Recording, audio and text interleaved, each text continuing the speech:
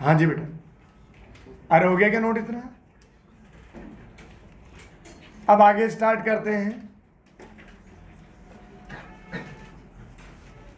अपन ने kinetic start कर रखी थी, ठीक है। तो अपन ने जीरो ऑर्डर रिएक्शन स्टार्ट की थी। जीरो ऑर्डर रिएक्शन में एक तो ये बेसिक इक्वेशन आई थी जो यहां सबसे इंपॉर्टेंट है।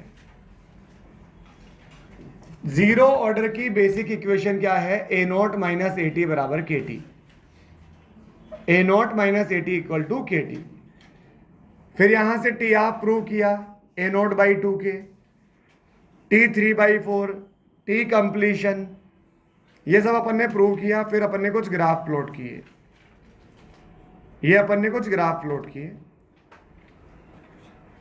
फिर लास्ट में अपन ये एक पॉइंट समझ रहे थे, थोड़ा सा इंपॉर्टेंट पॉइंट है ये, minus D A is equal to K delta T. मतलब जीरो ऑर्डर रिएक्शन में, ढंग से सुनो, जीरो ऑर्डर रिएक्शन में अगर टाइम इंटरवल सेम है, के कांस्टेंट होता ही है, तो ये पूरा ही क्या हो गया? कांस्टेंट। एलएचएस भी कांस्टेंट हो जाएगा। अगर आरएचएस कांस्टेंट है तो एलएचएस भी कांस्टेंट हो जाएगा। एलएचएस है क्या? Change in concentration. तो सेम टाइम इंटरवल में कंसंट्रेशन में चेंज भी क्या आता है? सेम आता है, ठीक है। फिर ये अपन ने एक पॉइंट लिखा था इस तरह से, ठीक है। तो आप देखो, हर 5 सेकंड में कंसंट्रेशन 2 से डिक्रीज हो रही है, हर 5 सेकंड में कंसंट्रेशन 2 से डिक्रीज हो रही है। तो अब एक क्वेश्चन लिखो,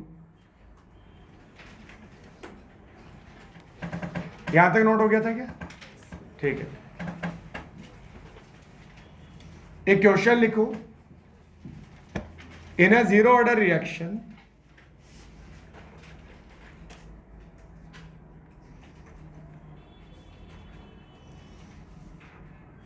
in a zero order reaction, A gives B,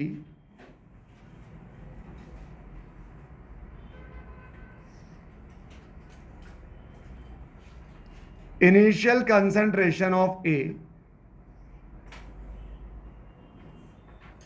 is 10 m and K is equal to 0.1 mole liter inverse second inverse. Find out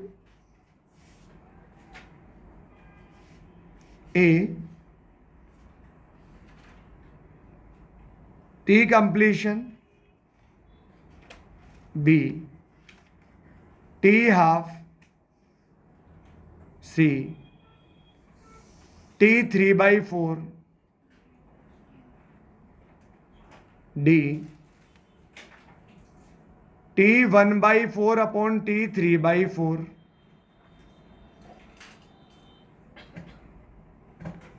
A E concentration of reactant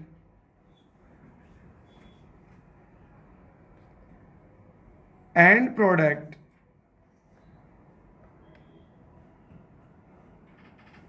after 20 seconds. After 20 seconds. ये सारे question खुद से try करेगा, simple सा question.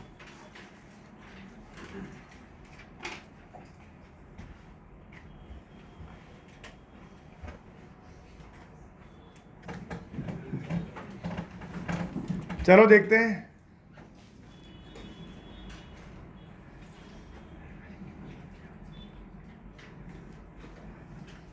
सबसे पहला part है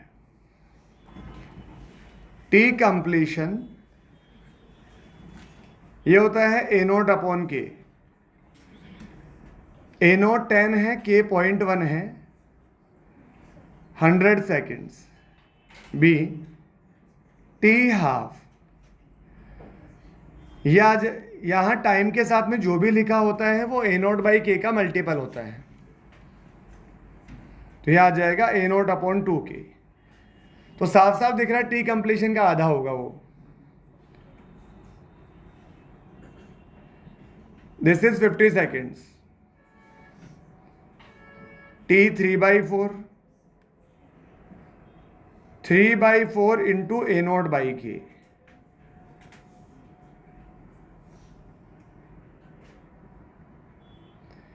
यह आएगा 75 second.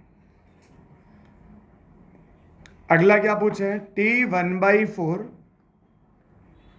Upon T 3/4, 1/4 A naught by के, 3/4 ए नॉट बाई के, कितना आ जाएगा 1/3। सिंपल है। ई ये आ जाएगा 80 minus A naught is equal to K T. 80 क्या होता है, रिमेनिंग कंसंट्रेशन, है ना। तो यहां से 80, ए नॉट कितना था 10, ये 0.1 और ये आ जाएगा 20 सेकेंड। बिंदी से बिंदी नहीं, हाँ, ए नॉट माइनस 80, यह आएगा ए नॉट माइनस 80। तो यह आएगा 10 माइनस 80, तो ये 2 बचेगा, इधर आएगा तो 8 हो जाएगा। यानी 80 कितना आ गया मेरे पास में, 8 एम आ गया। उसकी रिमेनिंग कंसंट्रेशन 8 एम आ गई। ये किसकी कंसंट्रेशन है, रिएक्टेंट की। ओके, 80 होता क्या है बेटा, 80 होता है ए नॉट माइनस एक्स। 80 क्या होता है, ए नॉट माइनस एक्स। और ठीक है, और ये एक्स है क्या, ये प्रोडक्ट की कंसंट्रेशन है। ठीक है, तो आप ऐसे भी कर सकते हैं, ये आ जाएगा A naught minus 80 is equal to K T. तो आप 80 की वैल्यू पुट कर दो, A naught minus X equal to K T. तो एक्स किसके बराबर आ जाएगा, के टी के, और एक्स है क्या, बी की कंसंट्रेशन है। तो बस वैल्यू पुट कर लो, तो कंसंट्रेशन ऑफ बी कितना आ जाएगा, 0.1 इंटू 20, ये आ जाएगा 2m। सिंपल है, नोट कर लें भाई। यही वाला पार्ट बचा होगा, बाकी ऊपर वाले तो हो ही गए होंगे, सिंपल सिंपल से थे वो तो। ये भी हो गया होगा बस। तो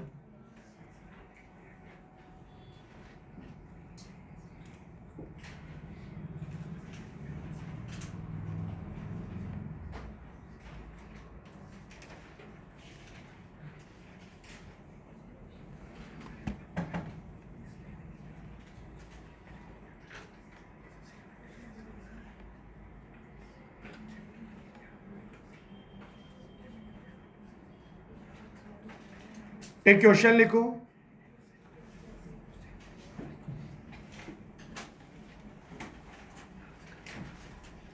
एक क्वेश्चन लिखे, इन reaction 2A gives B, find time regarding point P in given graph।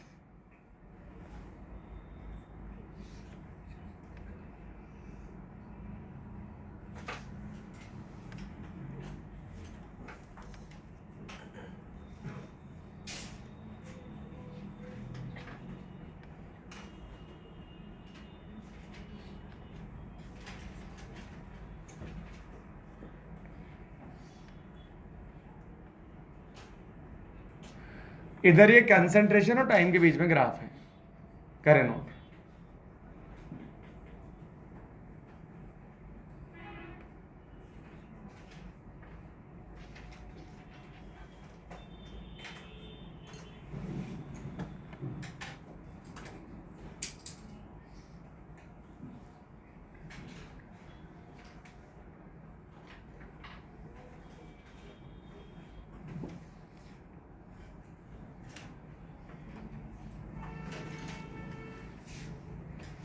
जो कोई सा भी टाइम पूछा जाता है वो अल्फा पूछा जाता है, अल्फा, कि वो टी हाफ है, टी 3/4 है, टी 2/3 है, इस तरह से।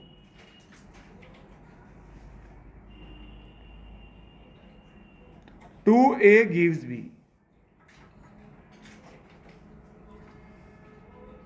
बताएगा कोई, ये इनिशियल में ए नोट मान लो, ये 0 हो गया। ये कितना हो जाएगा, ए नोट माइनस 2x, और ये कितना हो जाएगा x। अब मुझे पता है एट पॉइंट P दोनों का इंटरसेक्शन पॉइंट है, तो कॉमन पॉइंट है तो कंसंट्रेशन सेम आएगी दोनों की। तो कंसंट्रेशन ऑफ ए, अच्छा ए कौन है जो डिक्रीज हो रहा है और बी कौन है जो इंक्रीज हो रहा है, प्रोडक्ट इंक्रीज हो रहा है। कंसंट्रेशन ए और कंसंट्रेशन बी बराबर होगी। अच्छा इसका अल्फा क्या हो जाएगा, 2x अपॉन ए नोट। आपने से अल्फा ही पूछा हुआ है, तो यानी कि यहां ये कितना आ जाएगा, ए नोट माइनस 2x, और ये कितना आएगा x, तो 3x equal to A naught equal to 3x। तो यहां से अल्फा कैलकुलेट कर लो,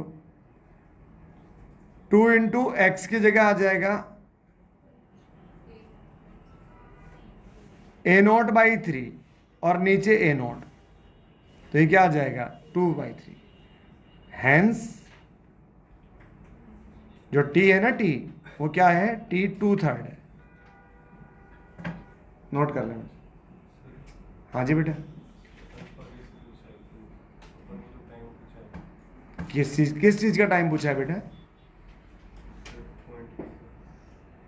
पॉइंट पी क्या है ये तो बताओ, कि जितने टाइम में ए इतना हो गया और बी इतना पहुंच गया, तो ए यहां से यहां तक डिक्रीज हो गया, ये तो पूछा है।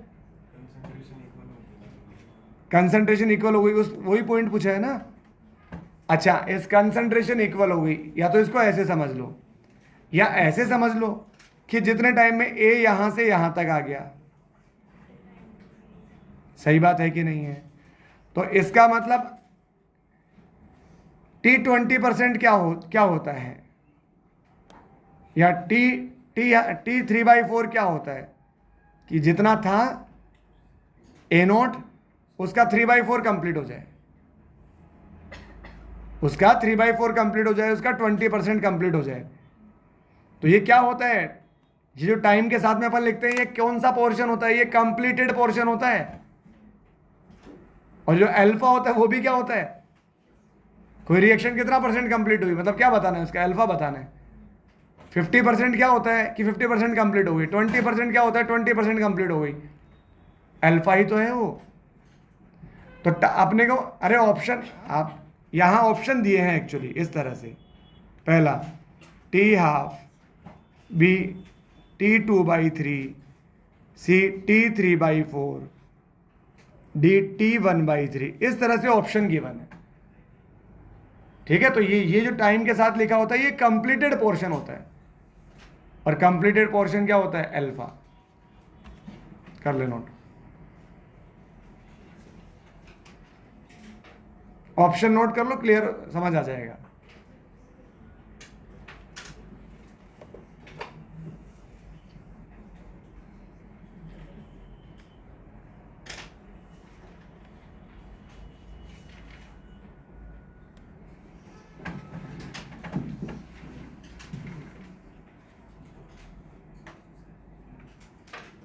एक क्वेश्चन लिखो,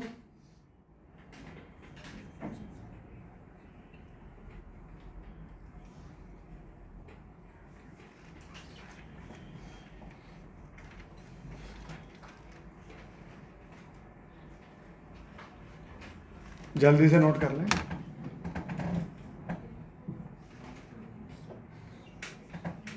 अरे हो गया क्या नोट। तो एक क्वेश्चन लिखो, a reaction A gives B, a reaction A gives B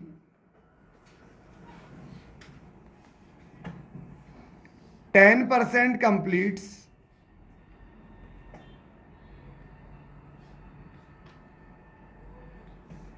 in 1 minute, comma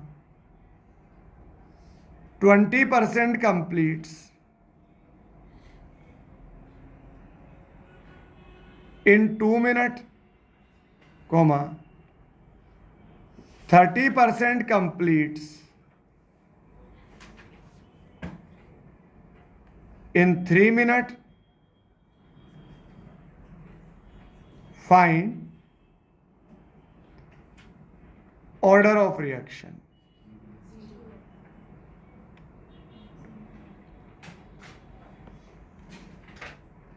Find order of reaction. अगर आप देखो कि ये ए से बी कोई रिएक्शन है, 10% इन 1 मिनट, 20% इन 2 मिनट. आप इसको ऐसा लिख सकते हो कि 10%, मतलब आप देखो 1 मिनट में 10%, तो 2 मिनट में 20%, तो बात तो वही हो गई. अरे बात तो वापस वही हो गई ना, यूनिटरी मेथड अप्लाई कर ले तो.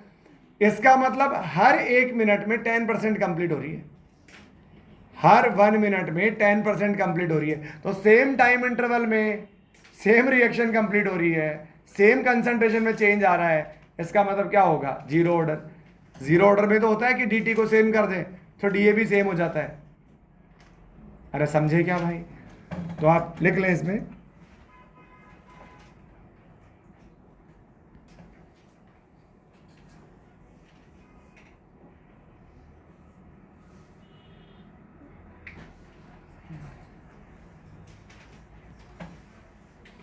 %30 3 minute. Hence,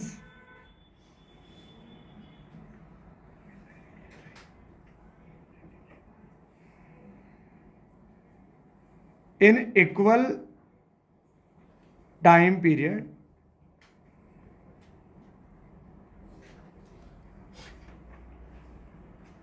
same percentage of reaction completes. Means same change in concentration of reactant.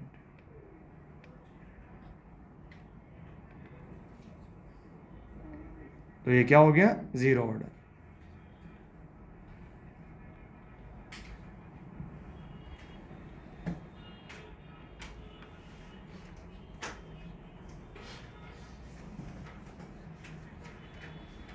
एक क्वेश्चन लिखो.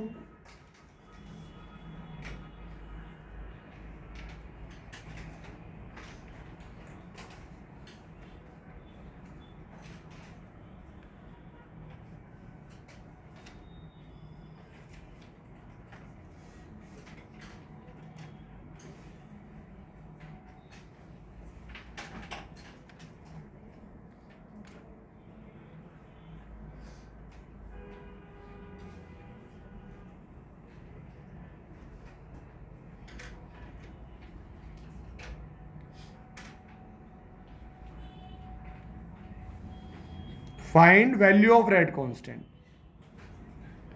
Value of rate constant.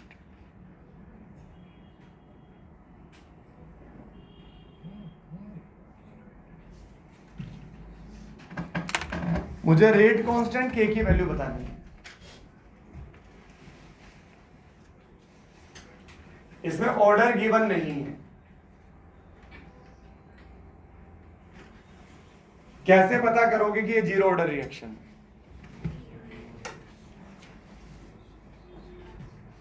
दस सेकंड में रिएक्टेंट जीरो हो गए. अरे ये इनिशियल में 0.8 था, जैसे जैसे अपन टाइम में आगे चल रहे हैं धीरे धीरे डिक्रीज होता हो रहा है. और 10 सेकंड में कंसंट्रेशन कितनी हो गई रिएक्टेंट की? जीरो. रिएक्टेंट जीरो हो गया, इसका मतलब रिएक्शन रुक गई, खत्म हो गई. सर्टेन टाइम में रिएक्शन कंप्लीट हो गई. ऐसा केवल जीरो ऑर्डर में होता है.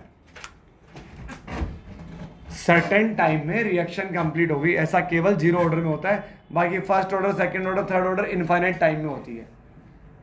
ठीक है.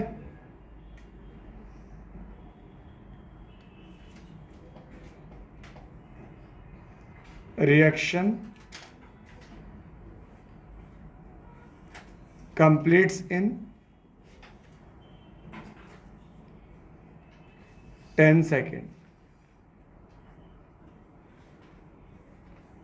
Certain time.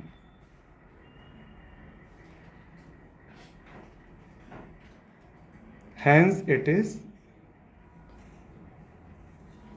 zero order reaction.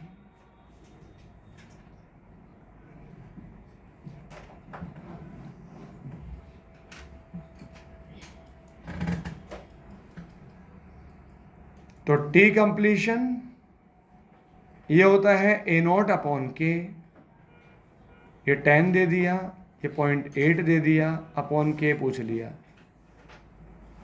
0.08 mole litre inverse second inverse, 0.08 mole litre inverse second inverse.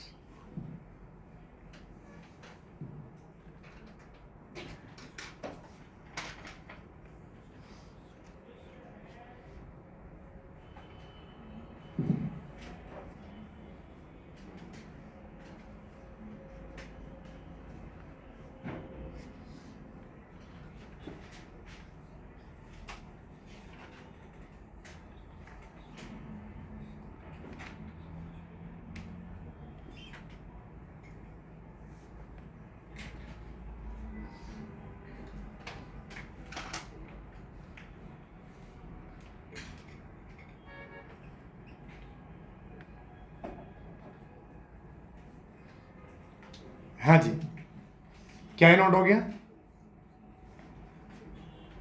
अब इसके बाद में जो अगला पॉइंट आता है, जीरो ऑर्डर रिएक्शन के एग्जांपल्स। जीरो ऑर्डर रिएक्शन के एग्जांपल आप रटो नहीं, इन्हें एक मिनट बात समझो पहले। देखो, जैसे सनलाइट की प्रेजेंस में ये एसोसिएशन HCl का फॉर्मेशन, ये तो ठीक है। आप ये याद रखो जैसे अमोनिया है, एक मिनट बात सुनो, गैस का मेटल कैटलिस्ट की प्रेजेंस में डिकम्पोजिशन, गैस का मेटल कैटलिस्ट के प्रेजेंस में डिकम्पोजिशन जीरो ऑर्डर का रिएक्शन होता है, ठीक है। तो जैसे अमोनिया, अगर यहां अपन प्लेटिनम ले, ये N2 प्लस 3H2, सिमिलरली जैसे यहां ट्वाइस ऑफ HI है, अगर गोल्ड कैटलिस्ट लिया जाए H2 प्लस I2, तो आप तो ये याद रखो गैस का डिकम्पोजिशन डिसोसिएशन मेटल कैटलिस्ट के प्रेजेंस में जीरो ऑर्डर का एग्जांपल होता है, ये नोट कर लें एग्जांपल।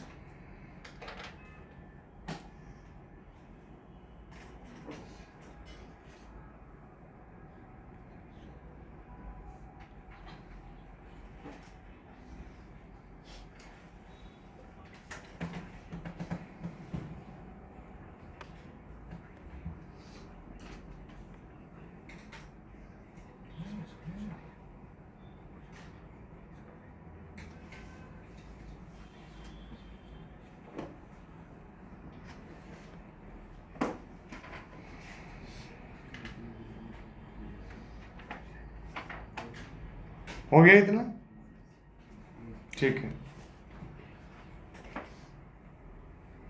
नेक्स्ट हेडिंग लिखेंगे फर्स्ट ऑर्डर रिएक्शन। ये जीरो ऑर्डर रिएक्शन के बारे में था, अब अपन बात करते हैं first order reaction. First order reaction,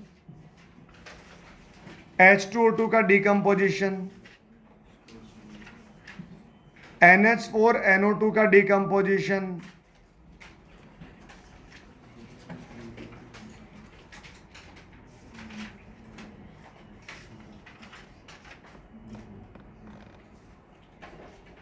radio active DK,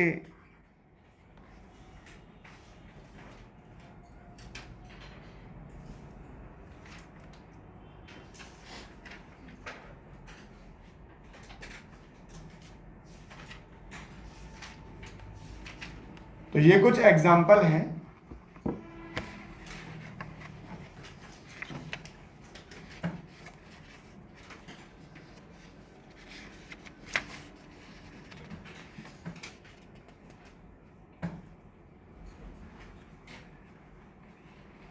बस ठीक है, बाकी मॉड्यूल में दे रखे हैं तो आप देख लेंगे वहां से। जैसे N2O5 है, ये NO2 प्लस हाफ O2। ज़्यादा याद बात नहीं कर रहे हैं इनको। रेडियो एक्टिव डीके अपन पढ़ेंगे नहीं, पर उनके क्वेश्चन तो अपन कर सकते हैं, क्योंकि वो क्वेश्चन तो वैसे ही होते हैं जैसे फर्स्ट ऑर्डर के होंगे बाकी क्वेश्चंस।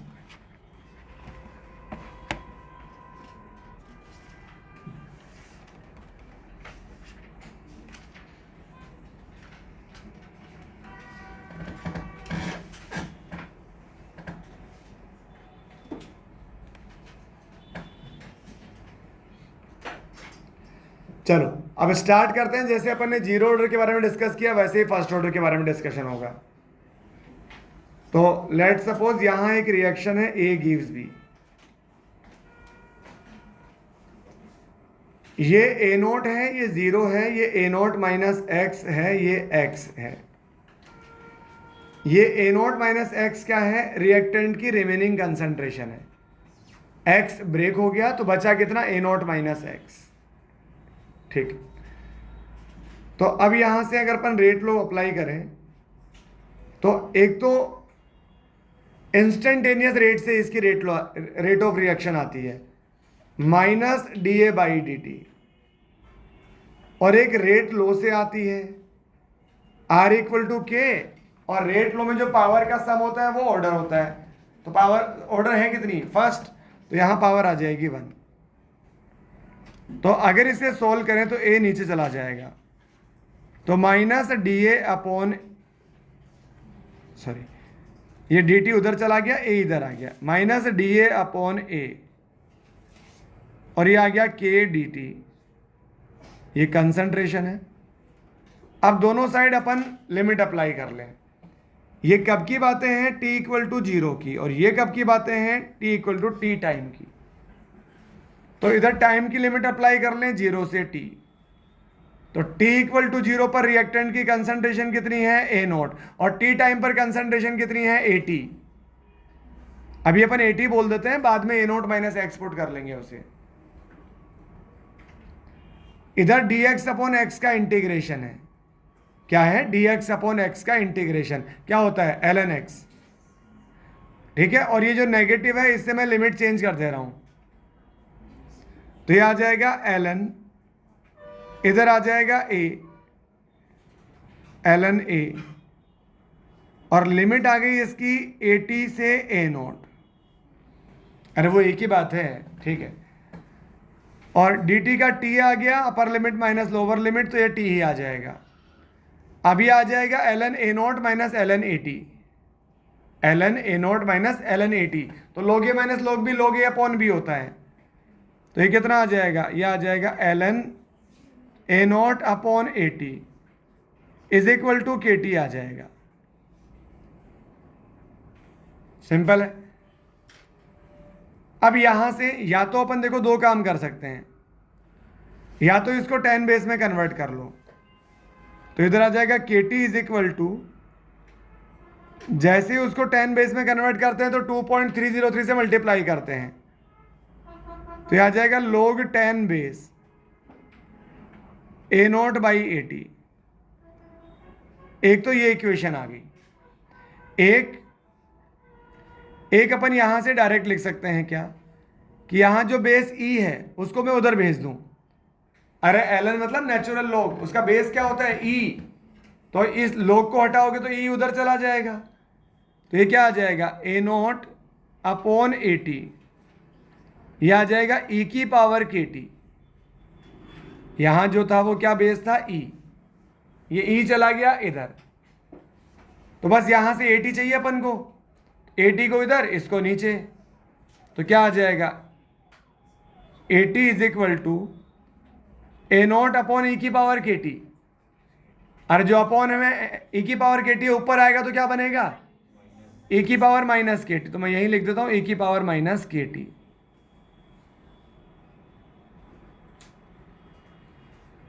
इस तरह से एक इसकी इक्वेशन ये भी बन सकती है। मतलब अब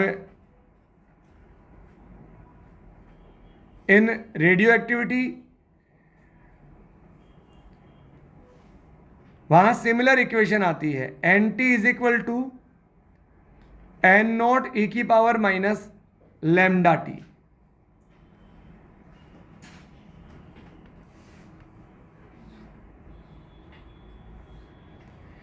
अच्छा, ये ए नोट क्या है? रिएक्टेंट की इनिशियल कंसंट्रेशन। ए टी क्या है? रिएक्टेंट की टी टाइम पर बची हुई कंसंट्रेशन। सिमिलरली रेडियो एक्टिविटी में आप न्यूक्लियस पढ़ते हैं कि इनिशियल न्यूक्लियस कितने थे, अब वो डिकम्पोज हो गए, ठीक है, मतलब लार्जर न्यूक्लियस स्मॉलर न्यूक्लियस में कन्वर्ट होता रहता है स्टेबिलिटी गेन करने के लिए।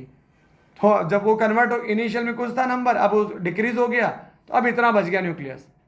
तो ये टी टाइम पर बचे हुए नंबर ऑफ न्यूक्लियस, ये इनिशियल नंबर ऑफ न्यूक्लियस, और ये इस तरह से है ना। तो क्वेश्चन तो सेम ही आते हैं। अच्छा, ये लैम्डा क्या होता है? यहां पर लैम्डा होता है डीके कांस्टेंट। जैसे के क्या होता है? Rate constant. के क्या होता है? Rate constant. अच्छा, मैं बता देता हूं इधर, के जो है ना, के ये रेट कांस्टेंट है। ये किस पर डिपेंड करता है? Depends on nature of substance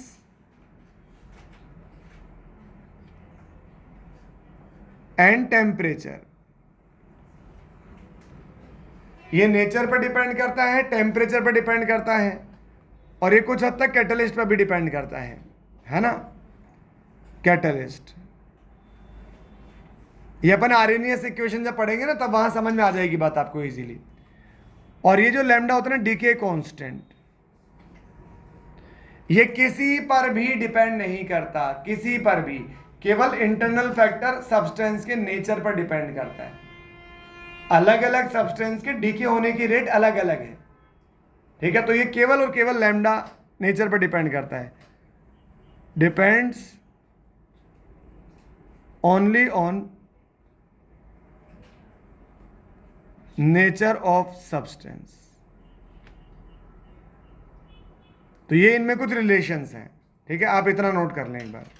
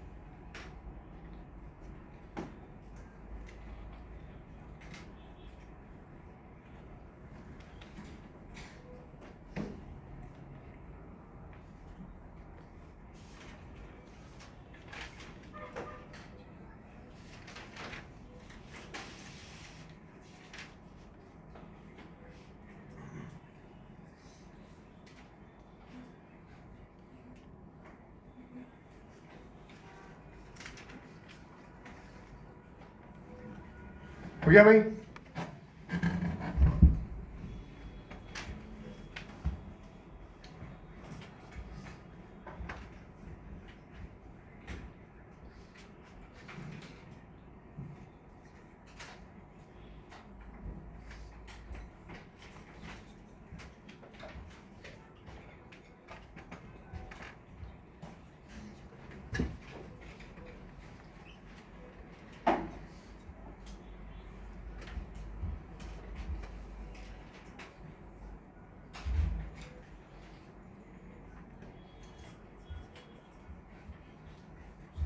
अरे हो गया क्या?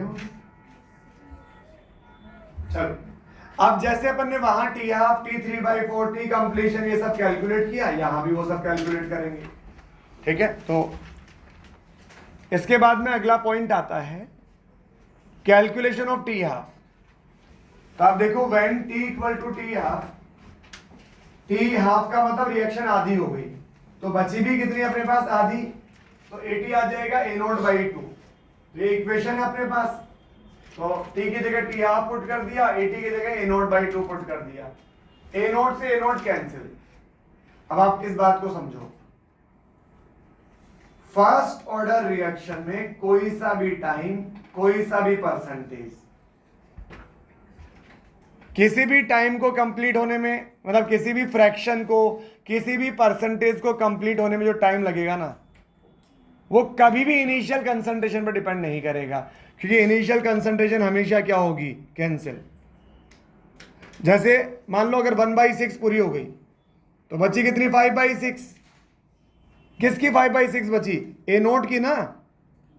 तो यहां पुट करोगे 5/6 A0 फिर कट जाएगा। जैसे 7/8 कंप्लीट हो गई, तो बचा कितना फ्रैक्शन?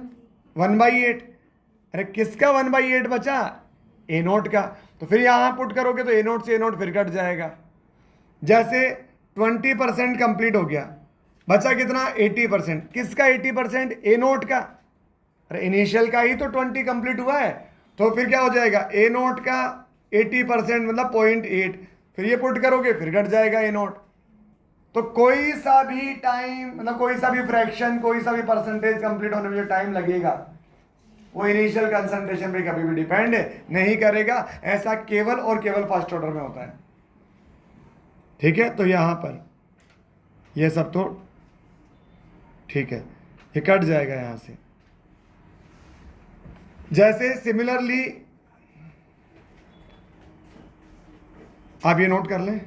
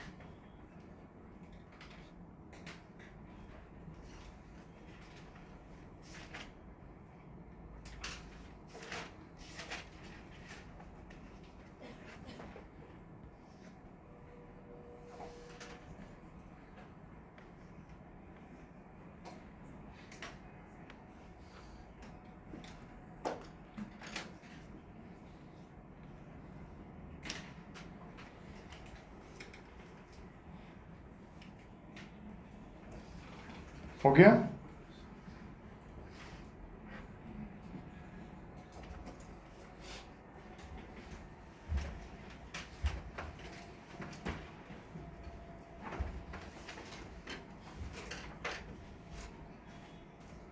आप जैसे T3/4 की बातें करें, तो T इक्वल टू T3/4, तो 3/4 कंप्लीट हो गया, तो बचा कितना? 1/4। तो बचा हुआ कितना आ जाएगा? 1/4 A0 का। तो ये T की जगह 3/4, 2.3 log, ऊपर A0 नीचे 80 कितना है? A0/4। A0 से A0 कैंसिल, 4 कहां चला गया? ऊपर। और log 4 को क्या लिखा जा सकता है 2 का स्क्वायर, और वो स्क्वायर कहाँ आ जाएगा आगे, तो ये क्या आ जाएगा 2 इंटू 2.303 log 2, और ये जो k है वो डिवाइड में चला गया, तो ये आ गया। अभी अभी अपन ने ऊपर सोल्व किया है इसको, ये जो ब्रैकेट है ना ये वाला, ये t हाफ है, ये रहा कितना है t हाफ, तो इसका मतलब t 3/4 कितना हो गया t हाफ का डबल। जीरो ऑर्डर में क्या आया था 1.5 गुना, यहां आ रहा है 2 गुना, सेकेंड ऑर्डर में आएगा 3 गुना। तो इसका मतलब धीरे धीरे जैसे जैसे ऑर्डर बढ़ रही है वैसे वैसे टाइम इंटरवल बढ़ता जा रहा है, सेम फ्रैक्शन के बीच टाइम इंटरवल बढ़ता जा रहा है, समझ रहे हो क्या? तो ये नोट कर ले भाई।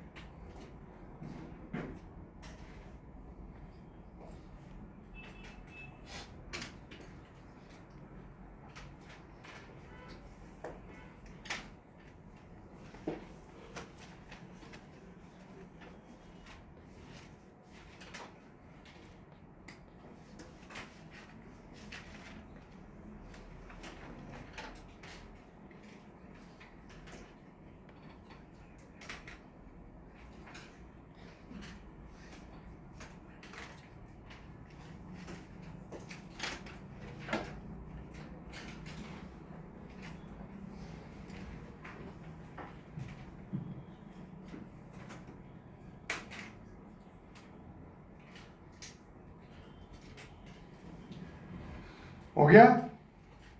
तो ये था t 3/4 के बारे में। नेक्स्ट आता है टी कंप्लीशन, नेक्स्ट आता है टी कंप्लीशन। तो जब रिएक्शन कंप्लीट हो जाएगी तो रिएक्टेंट कितना हो जाएगा 0, तो ये आ जाएगा के टी, टी की जगह टी कंप्लीशन 2.3 log ए नॉट अपॉन एटी, एटी कितना हो गया 0, तो समथिंग अपॉन 0 कितना होता है इनफाइनाइट, log इनफाइनाइट इनफाइनाइट, तो यहां से टाइम कितना आ गया इनफाइनाइट, ठीक है। जीरो ऑर्डर सर्टेन टाइम में कंप्लीट हो रहा था और ये इनफाइनाइट टाइम में कंप्लीट हो रहा है, नोट कर ले बेटा।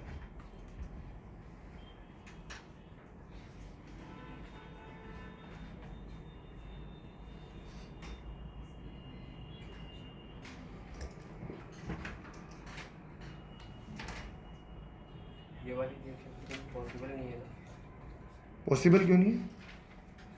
टाइम लग रहा है। हाँ तो कंप्लीट कभी नहीं होगी, चलती रहेगी बस, पॉसिबल क्यों नहीं है ना, चलती रहेगी बस, लास्ट में बहुत कम फ्रैक्शन बचेगा, वो ऑलमोस्ट जीरो ही है पर जीरो नहीं है।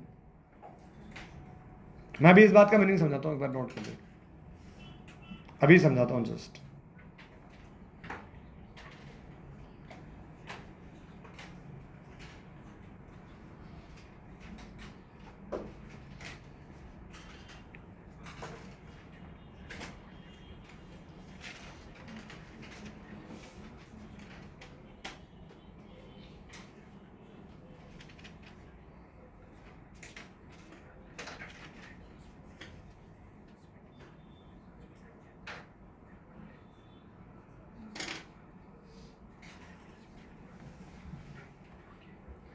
अब अपन इस बात का मीनिंग समझते हैं कि ये रिएक्शन कब कंप्लीट होगी कब नहीं होगी। तो देखो जैसे लेट सपोज मेरे पास सामने देखना है, इनिशियल कंसंट्रेशन मैंने अज्यूम कर लिया 100, जैसे ही पहला टी हाफ आया रिएक्शन कितनी होगी आधी, रिएक्शन आधी होगी तो बची भी कितनी आधी, तो 50 कंप्लीट, तो बचा भी कितना 50 बच गया। फिर जैसे ही टी हाफ आया फिर ये कितनी हो जाएगी आधी।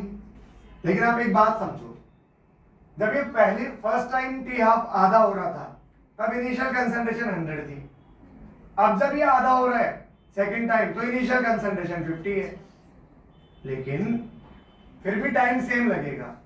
क्यों सेम लगेगा? क्योंकि ये फर्स्ट ऑर्डर है।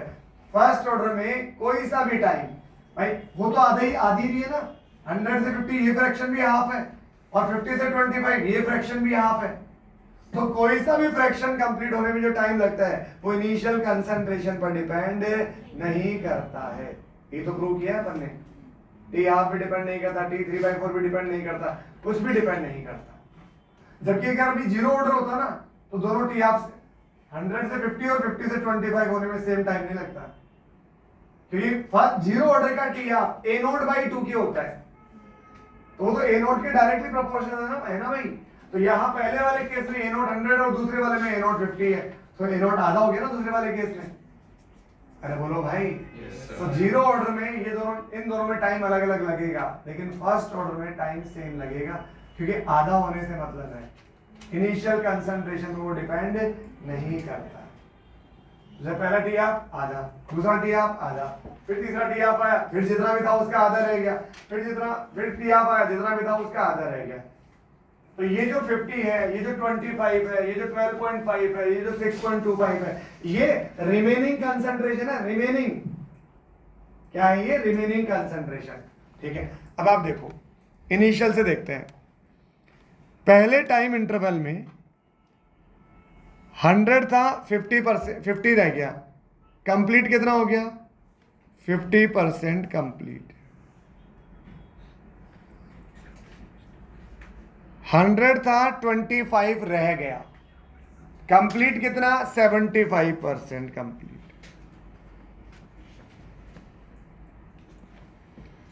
अरे भाई देखो 50% में एक टी हाफ लगा, जबकि 75% में एक और एक दो टी हाफ लगे। 50% में एक टी हाफ लगा, 75% में दो टी हाफ लगे, यानी 75% 50% का क्या है? डबल। 75% डबल है ना, दो टी हाफ लगे। तो यही तो प्रूव किया आपने ऊपर, ये जो प्रूव किया यही तो किया है कि टी हाफ का डबल होता है 75%। अरे 75% को तो 3/4 बोलते हैं। ठीक है, अच्छा जी।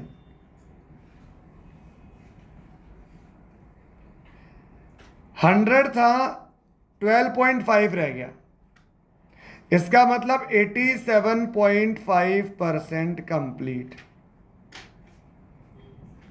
अरे इनिशियल में 100 इसीलिए लिया है ताकि वो जो भी आएगा वो परसेंटेज ही आएगा डायरेक्ट। 100 था, 6.25 रह गया, 93.75% कंप्लीट।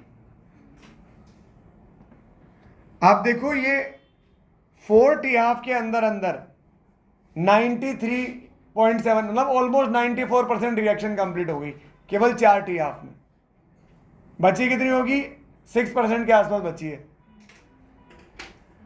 ठीक है, अगला टी हाफ लोगे तो और कम बचेगी, लेकिन ये जीरो कभी नहीं होगी, ये जी कम होती जाएगी।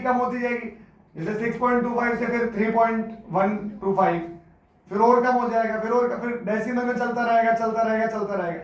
तो ऑलमोस्ट कंप्लीट हो गई, पर कंप्लीट नहीं हुई। दोनों बातों में डिफरेंस है। ऑलमोस्ट कंप्लीट हो गई लेकिन कंप्लीट नहीं हुई। अगर 99% कंप्लीट हो जाती है उसको कंप्लीट ही बोलते हैं। नहीं सर 100% सर वो नहीं होगा यहाँ पर, है ना, ये मतलब है इसका। तो इसका मतलब T3/4 2 इंटू टी हाफ, और मतलब T 50%। नोट कर लो भाई।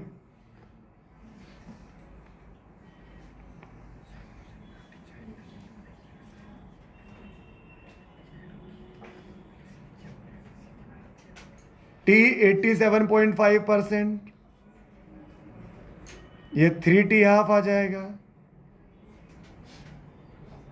93.75%, ये 4 टी हाफ आ जाएगा, इस तरह से।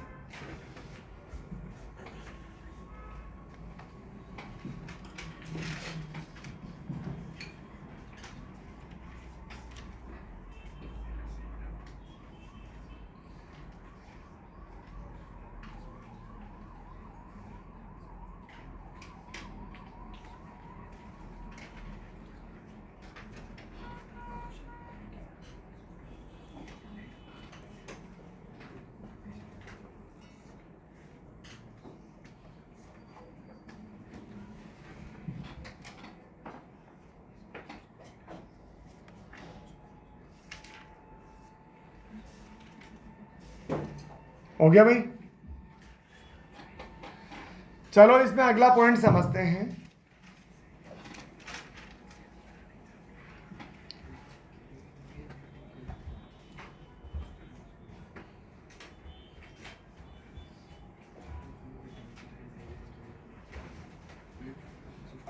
अगर इनिशियल कंसंट्रेशन ए नॉट है तो पहले टी हाफ के बाद कितना बचेगा? ए नॉट बाई 2।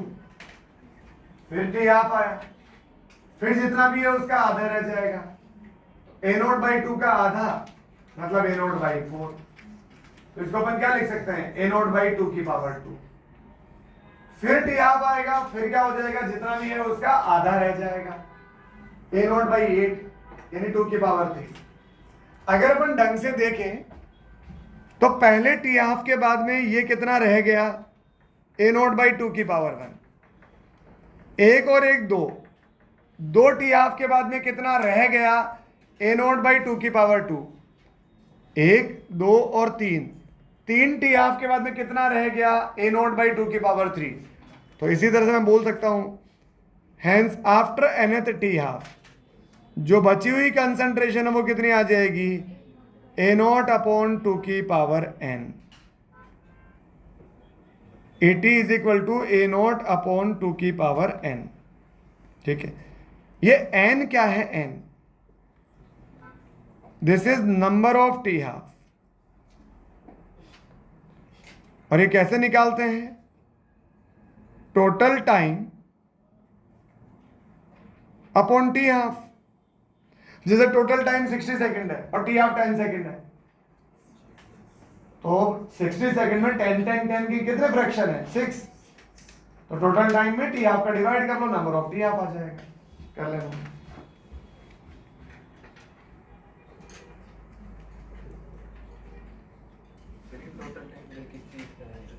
रिएक्शन नहीं, आपको जितना टाइम दिया है कि बताओ, जैसे टी हाफ तो 10 सेकंड है कि 60 सेकंड में कितनी हो जाएगी?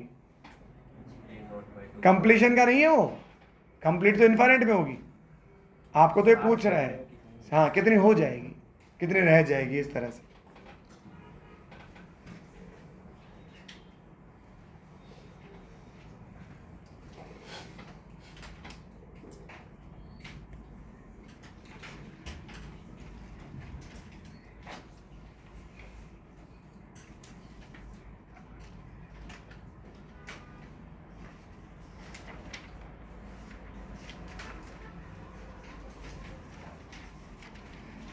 अब यहां आप ग्राफ प्लॉट करें।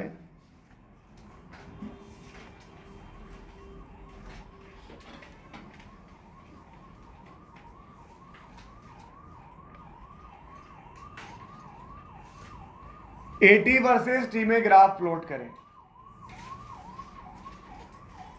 और इक्वेशन आपके पास है A2 is equal to A naught e की पावर माइनस के टी। इस AT और T के बीच में ग्राफ प्लॉट करना है। एक्सपोनेंशियल ग्राफ आएगा, decreasing.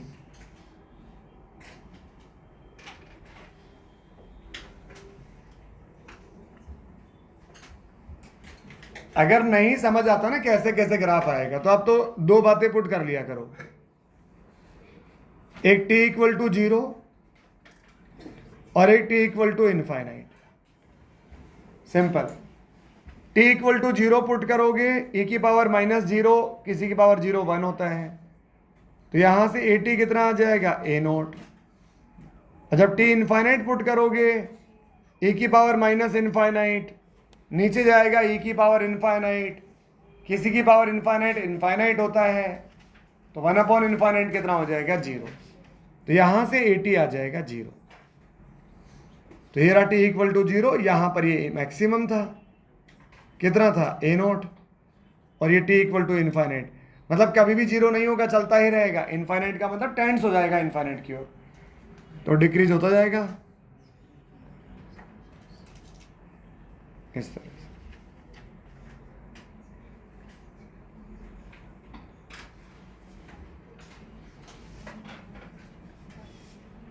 Second,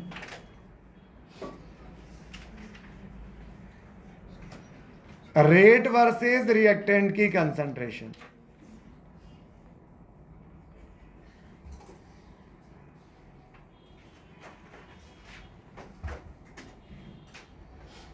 second graph plot करें, रेट वर्सेस रिएक्टेंट की कंसंट्रेशन। रेट और रिएक्टेंट की कंसंट्रेशन कहां आता है? रेट लॉ से, है ना?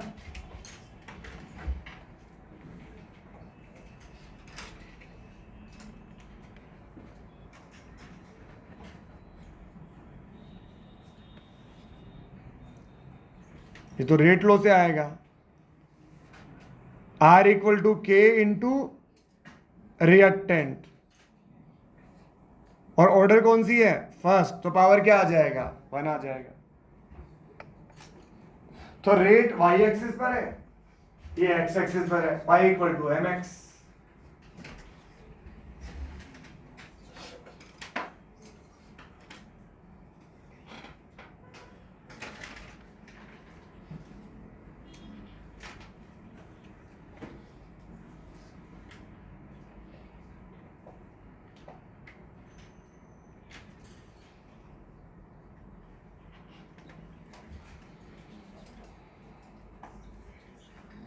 तो इसका स्लोप क्या आ जाएगा? ये y एक्सिस पर है, ये x एक्सिस पर है, तो ये स्लोप आ जाएगा।